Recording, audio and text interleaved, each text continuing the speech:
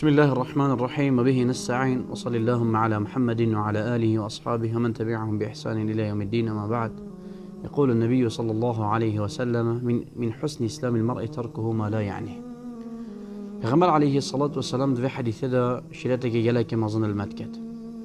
أو جاوش جاني إسلام مروفية كمروف أو تشتبه لي أو تشتمه مروفي تناجد أذاك شون أصلا من بنغانا يكو إسلام مروفي بي جانت بيت إسلام بخايا جانا لبالي الليف هر مروفي كتاتا جوهرين كان أو چند يبيجيرا بإسلامتي ويجيرا دايا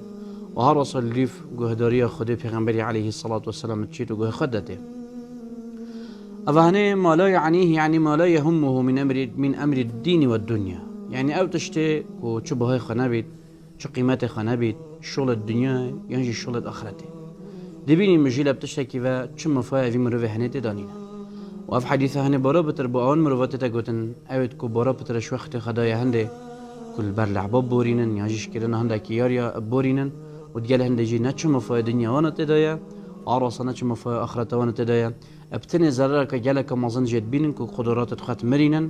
كو أو قدرات كو فيا با عضبنا مزختن بهندي كو دا إسلام بش بكفيد لبالي أو أون قدرات تنت مزخن التشتي باطل دا وتشتي بمفادة وجه هيدي أو قدرات تخش دزدن أو شيانة تخش دزدن أو شيانة كو بأمة أبسر كبير أم دخلش خدت كان خدمة الدين مدى شرازاكت. الحمد لله رب العالمين والصلاة والسلام على نبينا محمد وعلى آله وصحبه أجمعين.